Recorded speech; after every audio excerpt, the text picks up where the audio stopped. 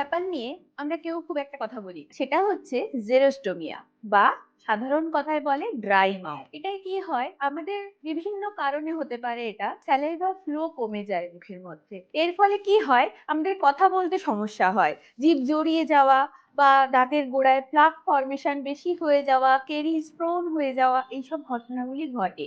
তো dry mouth কেন হতে পারে? বিভিন্ন কারণে ড্রাই মাউথ হতে পারে। যেমন ফার্স্টেই আমাদের প্রেশারের ওষুধ খাওয়া বা বিভিন্ন ধরনের মেডিকেশনের কারণে ড্রাই মাউথ হয়। কেউ খুব স্ট্রেসে থাকে বা টেনশনে থাকলে ড্রাই মাউথ হতে পারে। একটা এজের পর বা মেনোপজের পর মহিলাদের ড্রাই মাউথ খুবই কমন একটা সিনড্রোম হতে পারে।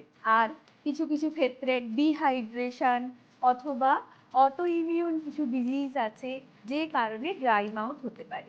তো ড্রাই মাউথ বিভিন্ন কারণে হয় সেটা আমরা জানলাম, কিন্তু এর থেকে রেহাই পাওয়ার উপায় কি? এর জন্য প্রথম কথা আমাদের বারবার অল্প অল্প পরিমাণে জল খেতে হবে। ডিহাইড্রেটেড কোনোভাবেই বডিকে করা যাবে না। তেষ্টা পেলে কফি, চা এইসব ড্রিঙ্ক নেওয়া বন্ধ করতে হবে। সুগারি ড্রিঙ্ক নেওয়া যাবে না। বারবার অল্প পরিমাণে জল খাওয়া এবং সুগার ফ্রি ক্যান্ডি যেগুলো হয় সেই ক্যান্ডি চিউ করা বা সাইট্রাস ক্যান্ডি যেগুলো আছে সেগুলো নেওয়া। ড্রাই মাউথের থেকে অনেকটা রেহাই পাওয়া যায়। স্যালাইভা অ্যাক্টিভেটর পাওয়া যায়, সেগুলো আপনারা ব্যবহার করতে পারেন।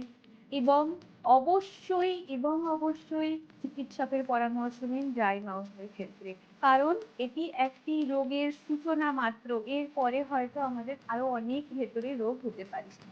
এ বিষয়ে পরামর্শ নিতে চাইলে স্ক্রিনে দেওয়া নাম্বারে যোগাযোগ